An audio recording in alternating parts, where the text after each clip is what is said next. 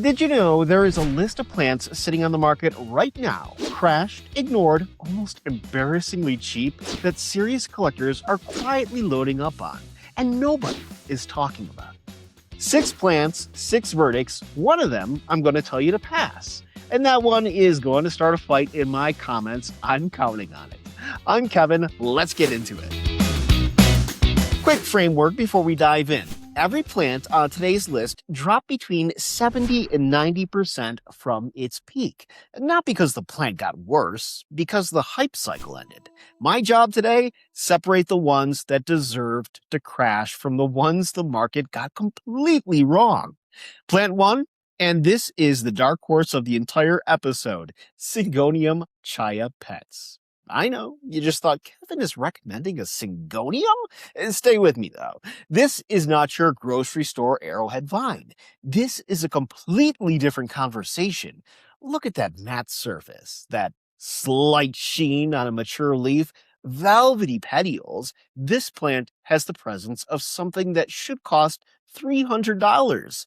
It peaked at $150. It's $20 today. Just $20. Here's the collector gossip nobody's sharing. The labs tried to tissue culture this plant, but the results looked like a completely different species. Waxy, flat, no texture, no soul. Tissue culture failed on this one, so what you're buying right now is the real deal, not a lab copy. The plant community has a blind spot for Syngoniums because of the cheap ones at Home Depot. Don't let that bias cost you $100 when this plant is worth 3 times what you'll pay today. Buy. That is the verdict. That is the dark horse pick of this entire episode. Go with the Syngonium Chiapense. I love mine. Plant 2, and this one has a title literally. Anthurium Warocqueanum, the Queen Anthurium. She earned that name, and she will absolutely remind you of it if you disrespect her.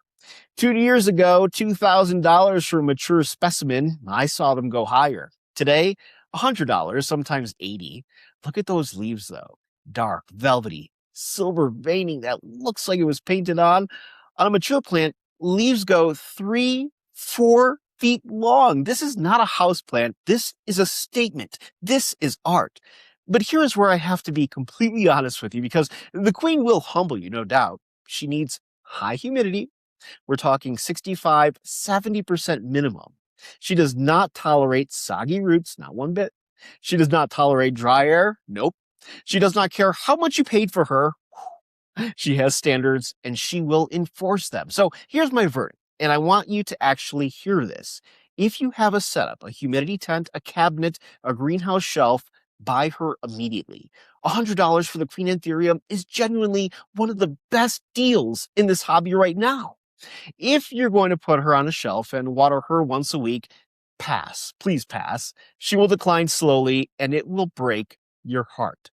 So my verdict is conditional buy. The condition is your environment, not your budget. All right, plant 3, I promised a fight, and here it is. This is the Philodendron White Wizard. It is gorgeous, I know. That's exactly the problem, though. This plant peaked at $800 to $1,000. It's $60 to $90 now, and every rare plant deal account on Instagram is screaming, buy the dip. My verdict, pass. Here's why. And this is the part where my comment section is going to lose its mind.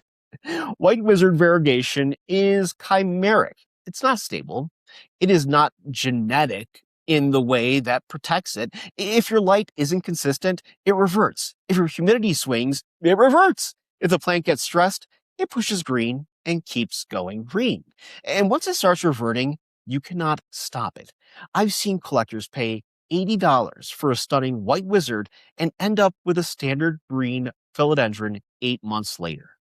The variegation is the entire point of this plant. Without it, you have a nice but completely ordinary specimen.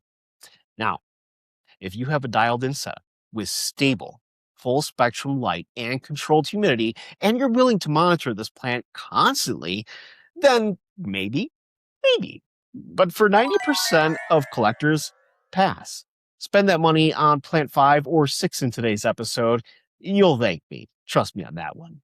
All right, speaking of the right setup, before we get to plants 4, 5, and 6, I need to show you what's living in my jungle right now because it directly solves the problem we just talked about here. Honest conversation time. Consistent, high-quality light is the difference between thriving rare plants and an expensive disappointment. Here in downtown Denver, in a high-rise, my windows just are not cutting it when it comes to light for all these plants. This, my friends, is the Glowrium Smart Grow Light. Let me walk you through why this one is so different. Setup's done in minutes. Snap it into place, adjust the height, you're ready to go. The build, adjustable lamp head, 360-degree flexible gooseneck, extends nearly 71 inches.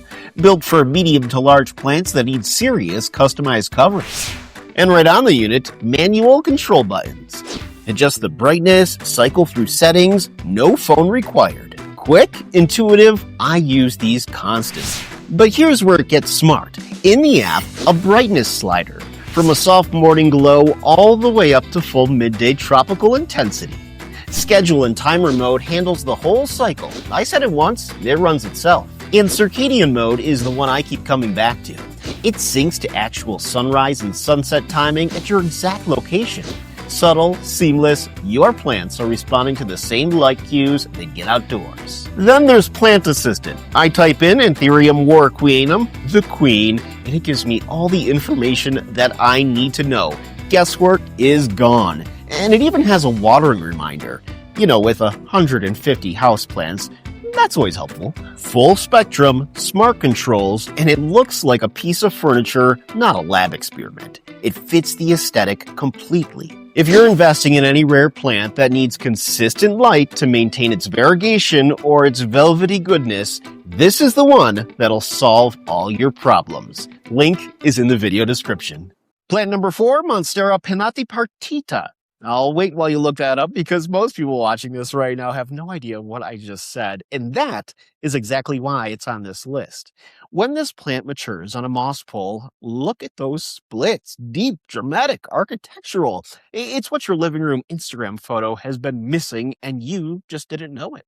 $250 in 2022, $25 today. Sometimes less. Here's what makes this plant so special. It is a climber that rewards you with fast, really fast leaves. Put it on a pole, new growth accelerates, leaves get bigger, splits get deeper. You see the transformation in real time. This isn't a wait 2 years plant. This is a wait 2 months plant. The most underrated climber in this hobby right now. $25. And nobody's talking about it. And that the window is closing. So buy. Write this one down. All right, plant number 5, and this one has a crash story that nobody told properly. Epipremnum Pinnatum Albo. This sold for $700 a node, a single node, not a full plant, just one node. Today, $50 to $70 for a full cutting. Rooted. That.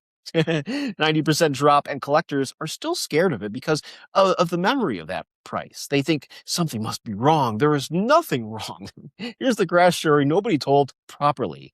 The Pinnatum Albo price collapsed because tissue culture labs cracked it briefly.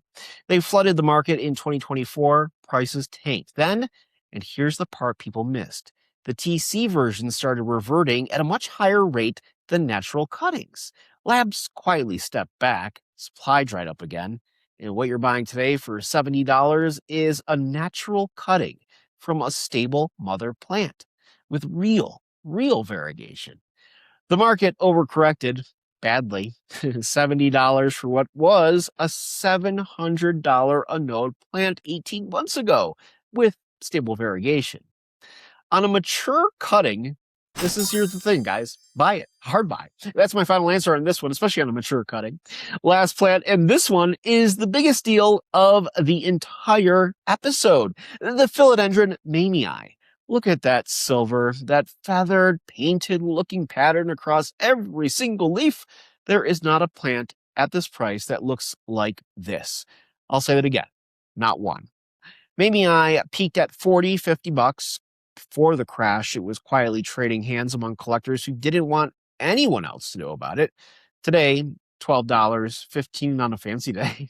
$12 for this. That pattern, those leaves, that presence, I love mine, I'll tell you. Here's what makes Mamei the sleeper of 2026. It grows fast. It propagates easily. It thrives in normal household conditions. No humidity tent, no grow light required, though it won't say no to one. And every single leaf that comes in looks like it was painted by hand. This is the plant I recommend to anyone who says, I want something stunning, but I don't want drama. Mamei delivers the wow factor without the high maintenance relationship. $12 for one of the most visually striking plants in this hobby. Buy without hesitation. Biggest deal on today's list. That's my final answer. And like I said, it's hands down one of my favorite personal plants. So when we check the scoreboard, my friends, we've got the Syngonium Chiapense by Anthurium Warocqueanum, the queen, conditional. Get your environment ready for her, though, because, like I said, conditional there. We have the Philodendron White Wizard, pass, and I'll defend that in the comments, so battle up. Monstera Pinnatipartita, buy. Epipremnum Pinnatum Albo, hard buy. And the Philodendron Mamei, biggest steal of the episode. Buy that baby. The market is handing you opportunities right now that didn't exist 2 years ago. The collectors who are patient and paying attention, they're the ones who win.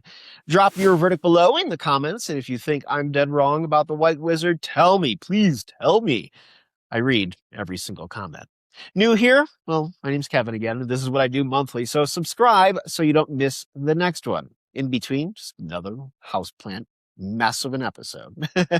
Everything from today, the Glowrium light, the plants, all linked below. And if you're looking to see which other plants dropped in price these past few months, I highly suggest you check out this video in the corner, because not only did they drop in price, just like the ones that you saw in this video, but these are plants you'd also want to scoop up if you happen to come across them.